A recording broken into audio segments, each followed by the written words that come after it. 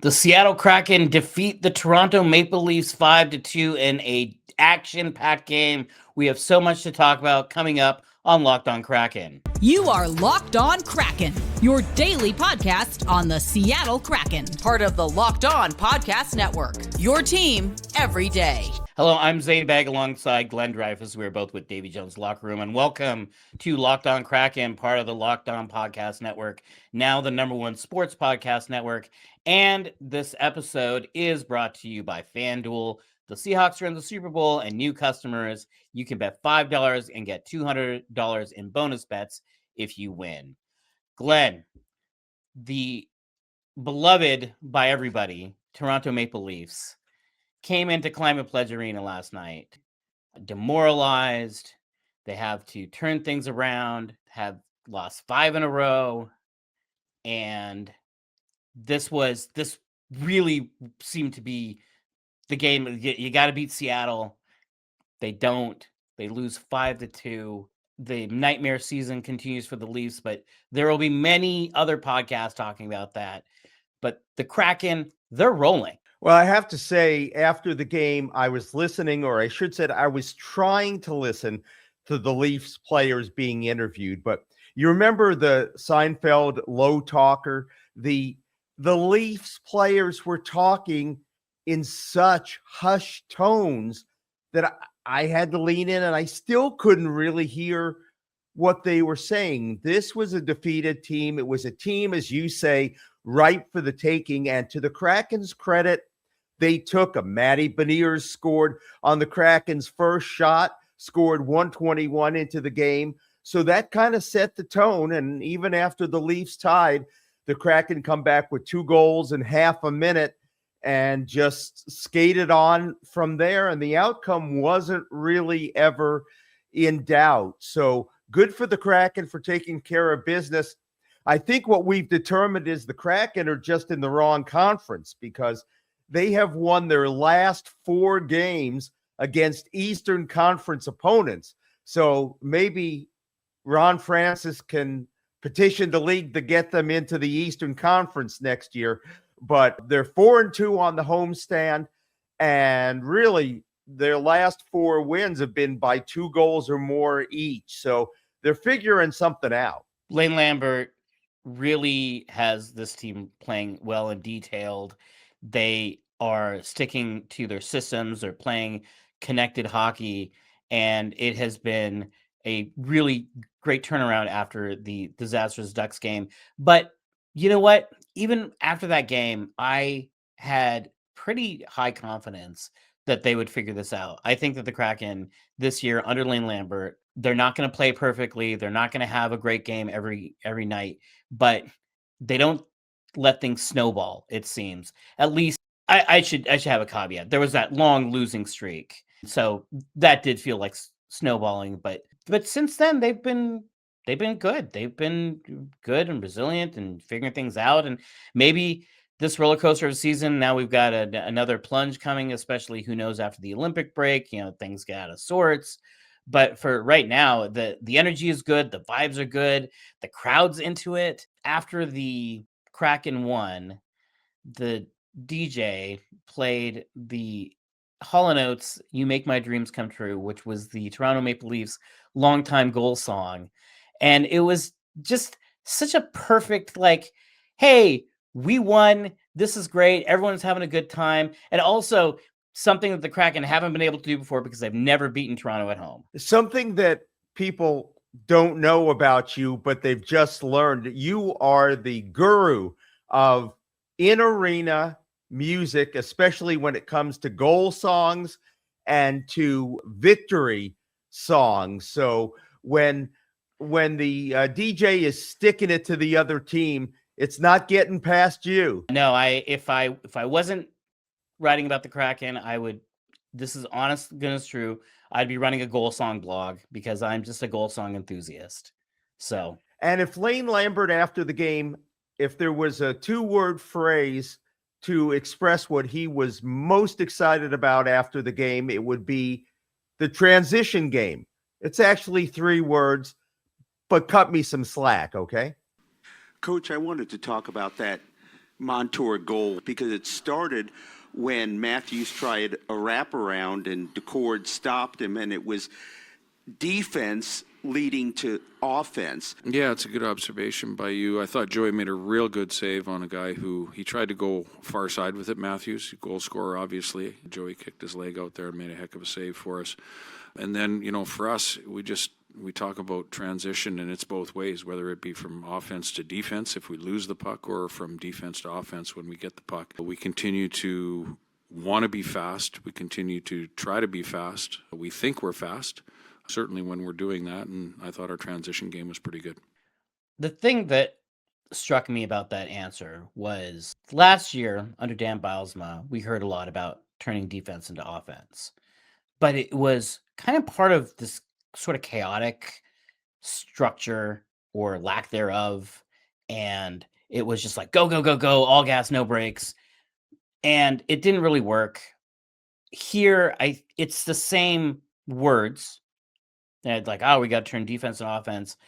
But there's a lot more intentionality to the way that the Kraken approached this.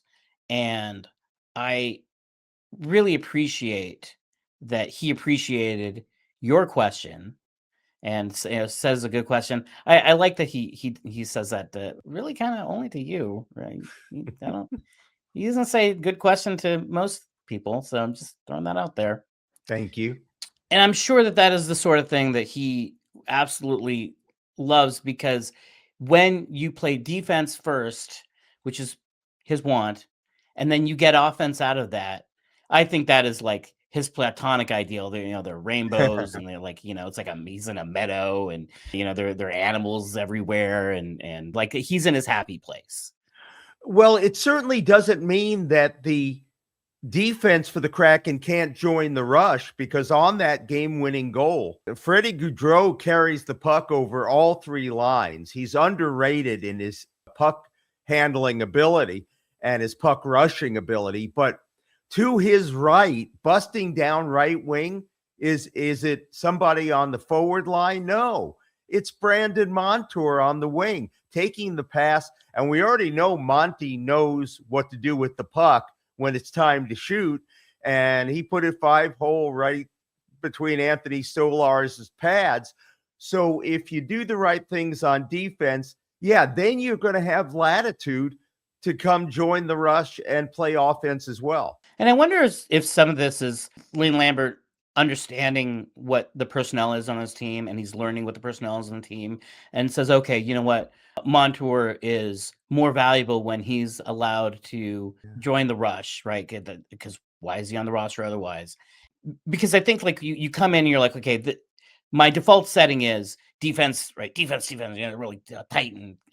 And then as he learns, okay, who's responsible, who can be trusted to join the rush without sacrificing too much defensively, then you start to give it a little bit of latitude to, as you said, to the players to be a little bit more free-flowing, I guess. And I think that has been a reason why the Kraken offense has been better compared to the start of the season, like much, much better.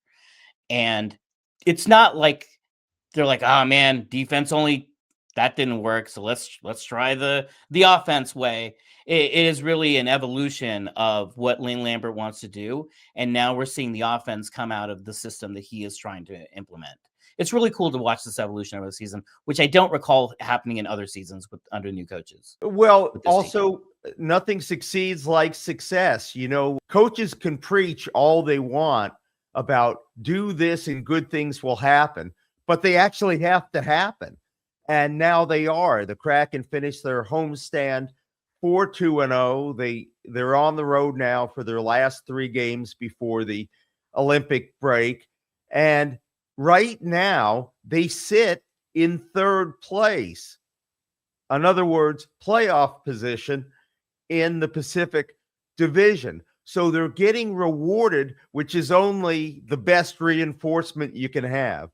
Coming up next, a controversial hit on Berkly Catton. We discuss next on Locked On Kraken. It's the last call for football on FanDuel. One final Sunday, one last kickoff, the final chance to get in on the action before the NFL season officially comes to a close. This is Super Bowl 60 featuring your Seattle Seahawks, and FanDuel is making sure that you're right in the middle of it with a special offer just in time for not just the biggest game of the year, but arguably the biggest game in the history of the Seattle Seahawks franchise. Whether you're backing the favorites, the Seahawks, or riding with the underdog, not the Seahawks, or building one last same game parlay, this is the game that everyone's been waiting for. If you're a new customer, bet just $5 and get $200 in bonus bets if you win. Make it count, because after the Super Bowl the season is over and you have a parade to go to. Last call for football on FanDuel, an official sportsbook partner of Super Bowl 60 featuring the Seattle Seahawks. Visit FanDuel.com to get started. Thank you for making Locked On Kraken part of your daily podcast listening routine. And thank you for making Locked On the #1 sports podcast network. And if you haven't already, please go check out our new Everydayer Club.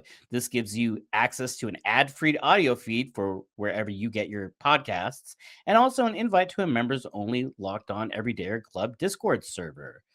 Go to lockedonpodcast.com/everydayer or tap the link in the show notes to learn more. Glenn, we had a couple of injuries, so let's start with the less serious of the two, although it looked real bad.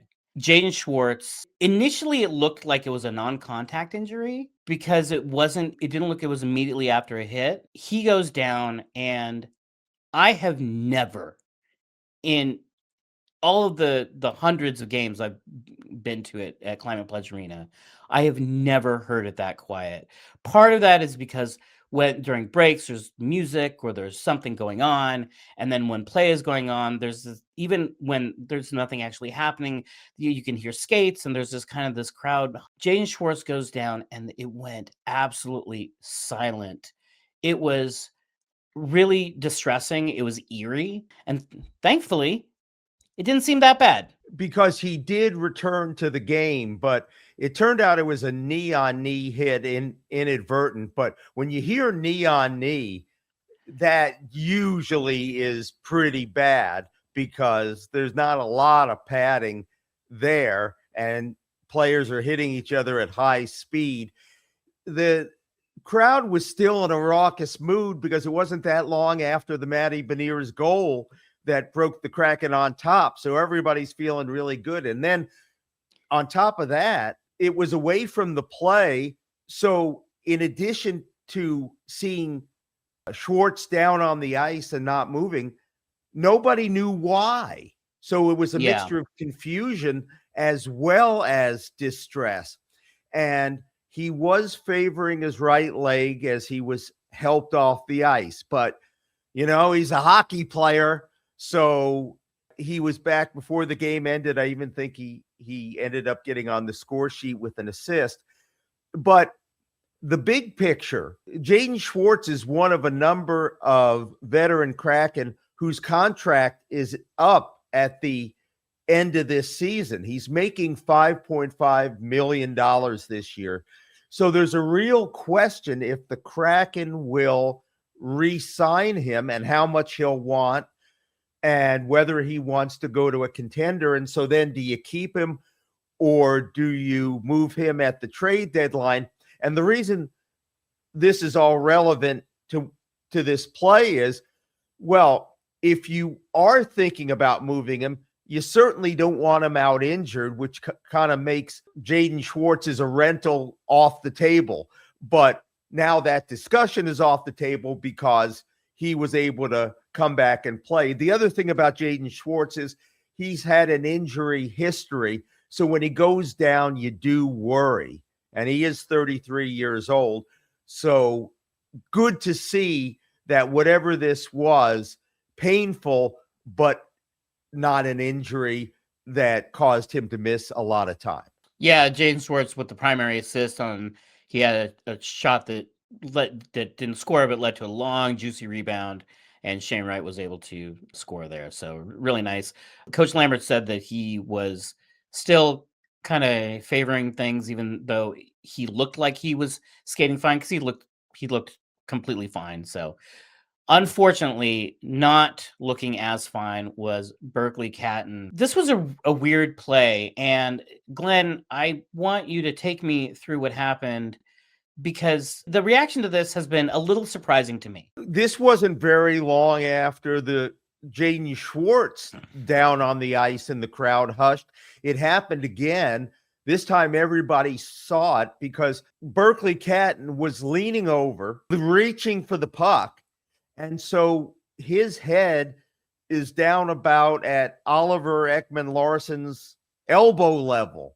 And so Catton's head busted right into Ekman-Larsson's elbow. It was not so much an elbow into his head as the head into an elbow. And Catton goes down, may have been concussed, may have gone through the concussion protocol, or whatever the circumstance was. He was slow to rise, did not return to the game.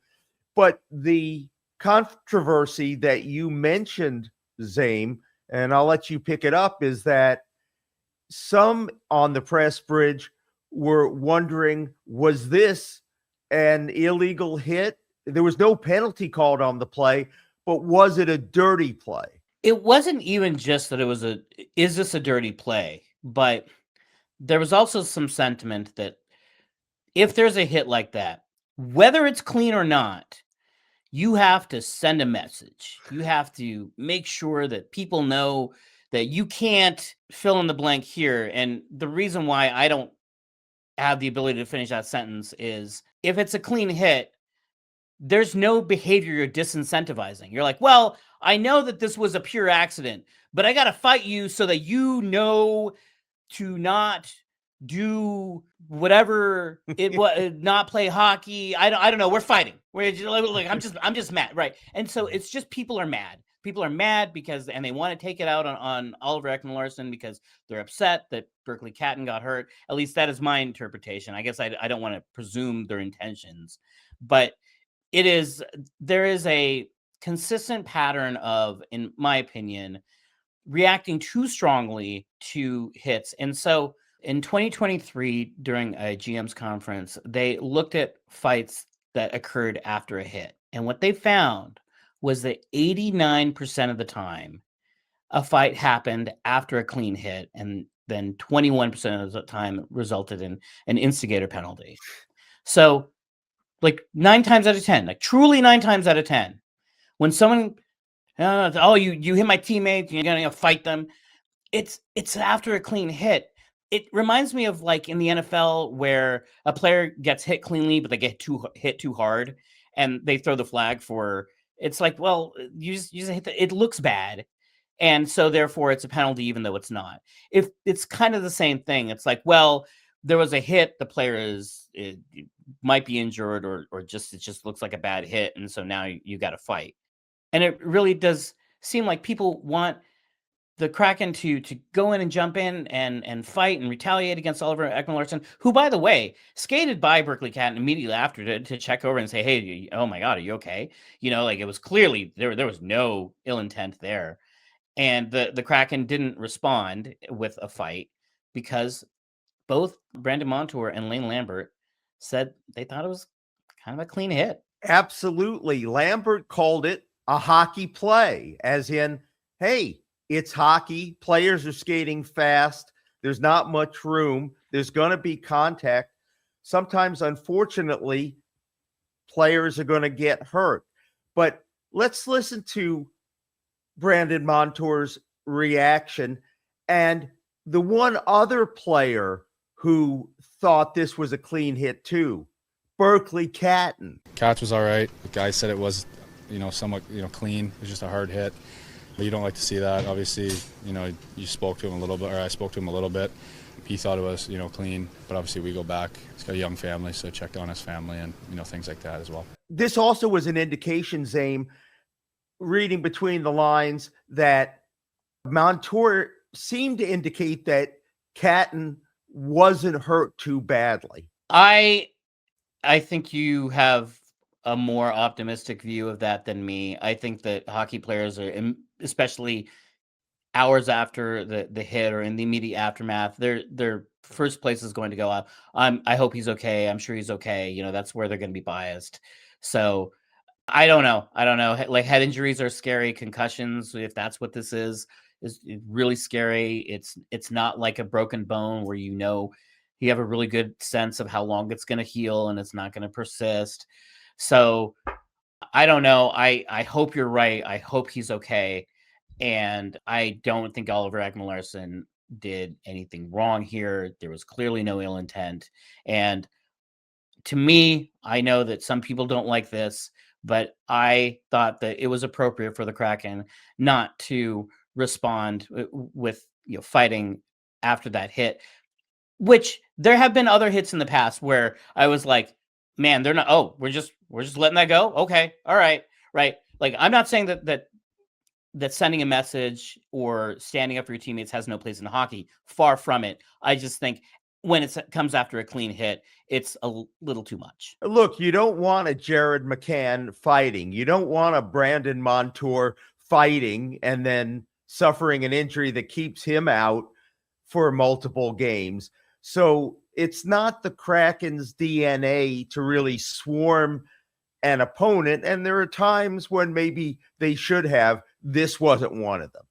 And we had a Vince Dunn injury that happened after a fight, and he's one of the two most valuable defensemen on the team. So just chill, everybody, chill. Someone who does not have chill, at least on the ice, is Shane Wright, who had a breakout game amidst all the swirling rumors, and we're going to talk about it next on Locked On Kraken.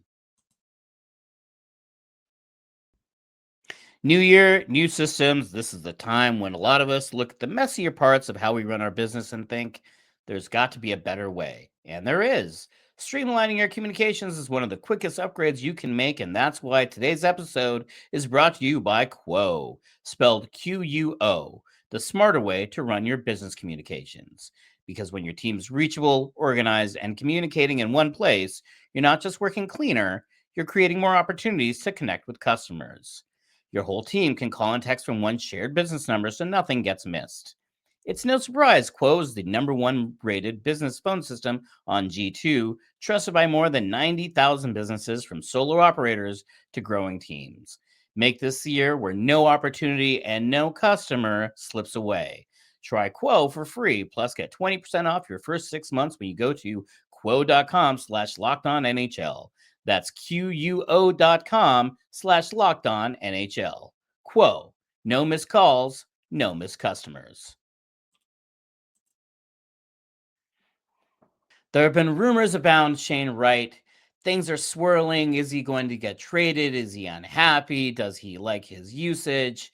But last night, Shane Wright said, I don't care about rumors. I care about scoring. And that's what he did. He's got 9 goals this year now, 2 of them last night, and 3 of them on the season, a third of his goals against the Maple Leafs, which has to be highly satisfying to him because he's from Burlington, Ontario. You may not know where Burlington, Ontario is. I didn't know where Burlington, Ontario was, but I looked it up. It's about an hour car ride from Toronto.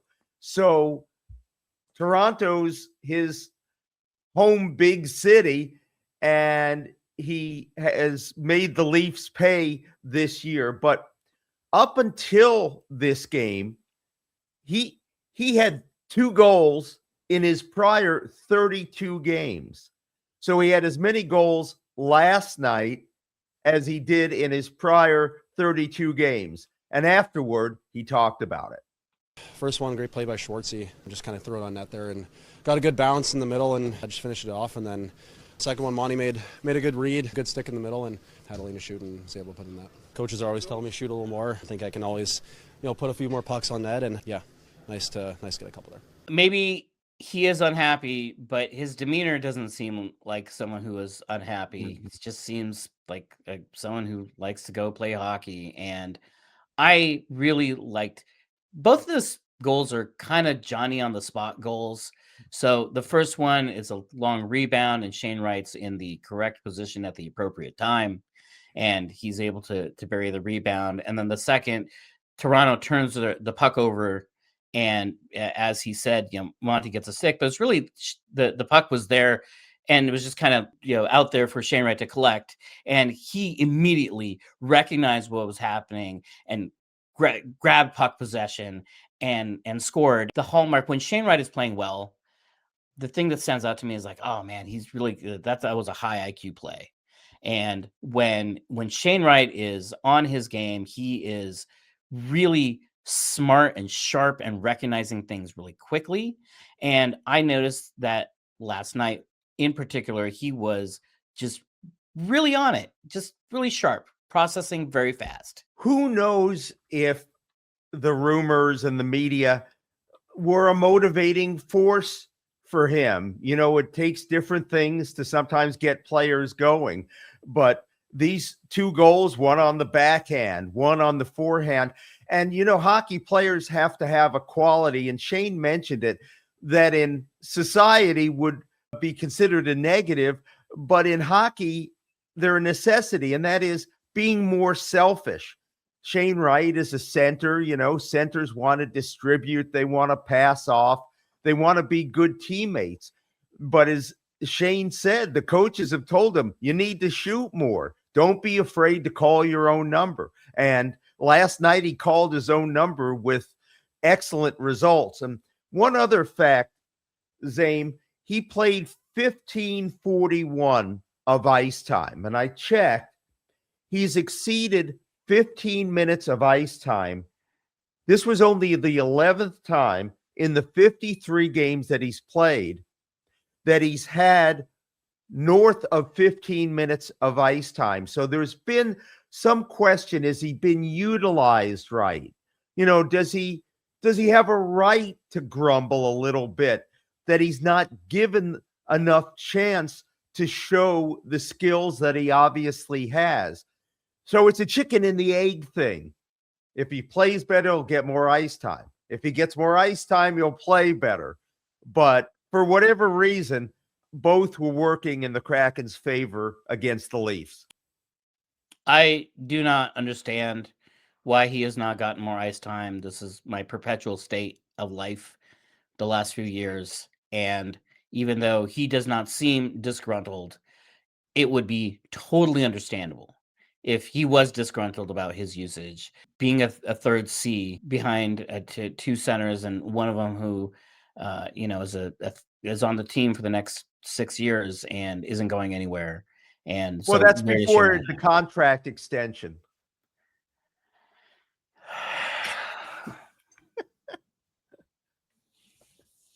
If you like Chandler Stevenson in his 30s, you'll love him in his 40s.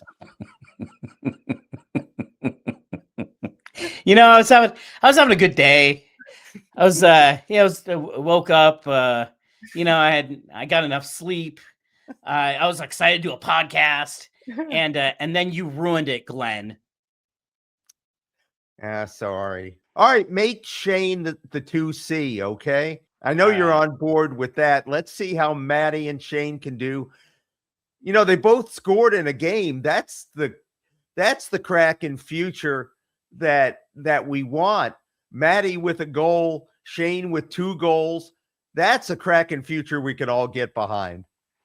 Yeah, it used to be when they both scored in the game, you're like, yeah, this is great. This is the future. Now that doesn't really feel like it. It's, I don't even process it anymore when they both score in the same game. It's like, oh, this is the Kane and Tays of this franchise, which is kind of what we at least hoped.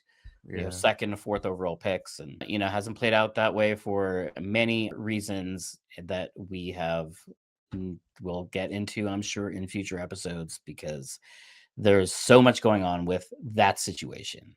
But please, Kraken, don't let this 2-goal game be, oh, great, we raised his trade value. We raised his stock. Now we can maybe get something more than a bag of pucks for him. Don't do it, Kraken. Thank you for tuning in to Locked on Kraken. We will be back on Monday. Make sure you subscribe and follow us so you get all the latest episodes. You can find us at Davy Jones LR on all your social media platforms, or at DavyJonesLockerRoom.com, where we do print coverage. If you never miss an episode, the Everydayer Club is built for you. Get Locked On Kraken ad-free, plus a members-only Discord access and more. For those of you on video, we send you to the first ever 24/7 National Locked On Podcast Network YouTube channel. And on audio, make sure that this is one of your 2 podcasts in your daily listening routine. Thank you so much. I'm Zane Begg. I'm Glenn Dreyfus. And we'll see you on Monday.